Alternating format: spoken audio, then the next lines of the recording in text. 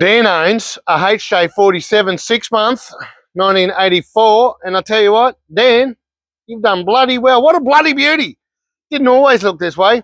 Now, let's go back a few years, a lot of years. Dan used to be an apprentice carpenter back in the day at Gundawindi, and he owned a shorty. Loved the shorty, but he always wanted a 47. Fast forward until a few years back, he's owned a 47 now. He bought this one 4 years ago. Around 4 years ago, he bought it from Cowra, C-O-W-R-A. I believe that's Queensland. There might be more than one out there. But he found it from a young gentleman, a diesel fitter working for Case. And he was the young guy was doing the mechanical on it, but he kind of needed the money. So he flipped it. And that's where Dan came along and found this vehicle.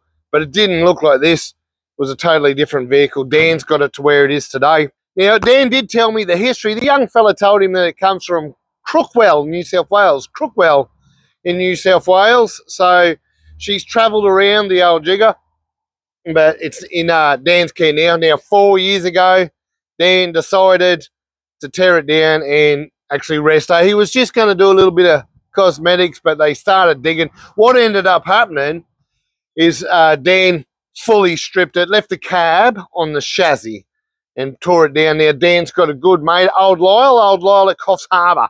Knows the tricks when it comes to panel beating and painting, so his mate Lyle helped him out along the way, and he did all the body work. Now, going through this vehicle, looking at those old pictures, everything was beautiful apart from the guards. They were unable, the front guards were really munted, no good, but everything else was savable. They found a set of guards and saved the steel roof, everything. She's all steel, saved a lot and took it all away. Also, that tray has come up a treat. They built that, and what quality work. It's all steel, nice and heavy. It sits well with the suspension, double headboards in the back of the tray. It's steel floor. In the back of the tray, we've got the rubber matting just to protect your items, and it also stops stuff sliding around, if you didn't already know that. So Dan's got her back on the road. She's all shiny, and let's go up the front of this vehicle. That bull bar kind of looks cool. It looks half sort of ARB-ish, half sort of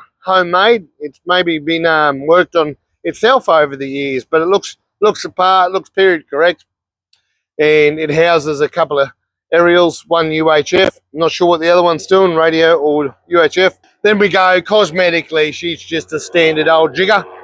Now, underneath this vehicle, it's got Dobson. Dobson have got a pretty good reputation, so they're holding a lot of weight on that steel tray. And it's got some raw nitro shocks. Another car with another set of sunrays. It's got to love the sunnies. You know, I run sunnies. They are cheap. I think I paid $125. You can bash them with a hammer. You can throw them in the bin and buy another one if you use your car for touring and wheeling. And I see a lot of cars with fancy alloy ones that look real pretty in a picture, but the practicability of a Sunraiser is where it's at when you actually use the vehicles. It's really cool. Or if you've got deep pockets and you just want to buy expensive ones, that's cool too. Dan's come to us for a 5-speed. You can't see it. It's stuck in underneath. That's right. Dan's found himself his own 5-speed. Somebody had rebuilt it. I'm not sure the business, but he had it all rebuilt. It is a 60 or a 70 series 5-speed, so it needed the Mr Landcruiser touch. Tail shafts, panel beating on the floor, relocating on the handbrake, a bloody blah, blah, blah, blah. And we're done now. We've done all that, so Dan can come later this week and pick it up and enjoy a 2H with a 5-speed. What a combo. Let's go and have a look at the engine bay. She's pretty tidy. Bloody beautiful. About the only thing that's not original here is this Safari branded snorkel next to me. And so that changes, obviously, the intake, changes some of the tubing in the air filter housing. That's it. We're looking at how it used to be, how it should be. It's all in place. You still got the shroud, the old style booster still working well. That is a disc brake booster. It's very, very tidy. Now, again, Dan said he bought it from a young gentleman that had done a lot of upkeep mechanically. So he's off to a good start, and he had his buddy Lyle for the body. So he's found a great blank canvas. There's not a much I can go through here. This is what you see. It's a stock standard 2H Mr Landcruiser Didn't have to consolidate wiring. We didn't have to change a hose or nip this up or look after a leaky gasket. She's all in pretty much pristine condition in here. So well done, Dan, and the gentleman before you for such nice upkeep. That's my story about the engine bay. Nothing. Look at this. Look at it. It's bloody beautiful. It is period correct. Nothing out of place is going on that dash. But I'll tell you something. That dash still has the genuine original radio in its place. Looking $1 million. It doesn't work. It doesn't need to work. It just fills a hole and it looks excellent. You can stash a Bluetooth anywhere you like. It's just really nice. I do notice there's an extra little hole.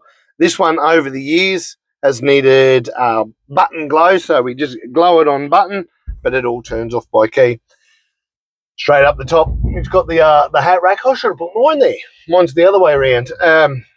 Console's housing a GME, a Pioneer stereo, and some speakers. I can also see the little Bluetooth for speaking on the phone and what have you. I don't know how well that would go, speaking on a phone in a rattly old 40. All depends how slow you're going.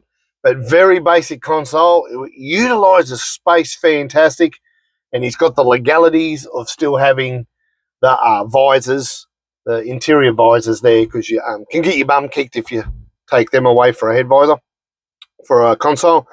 Moving on down, we see it again. We see it time and time. The black duck seat covers. They're a nice, firm, tight fit. They protect your vinyl.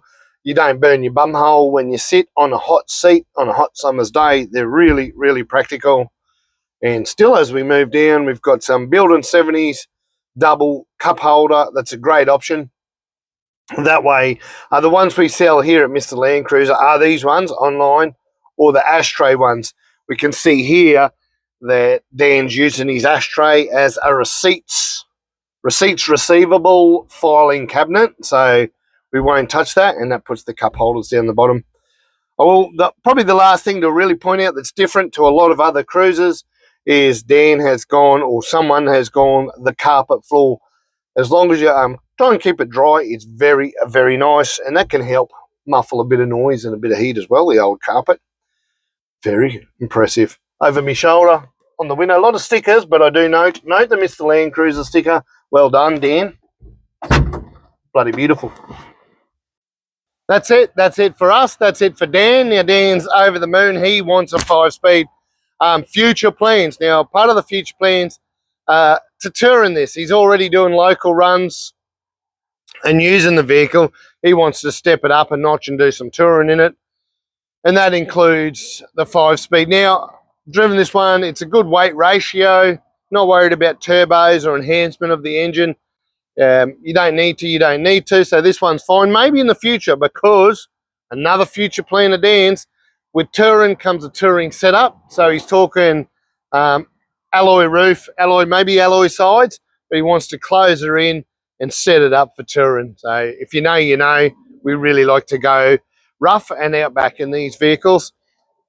But we're done at Mr Landcruiser. He can come pick it up now. This has been another great visit from a fantastic car. You've done well, Dan. 1984 HJ47.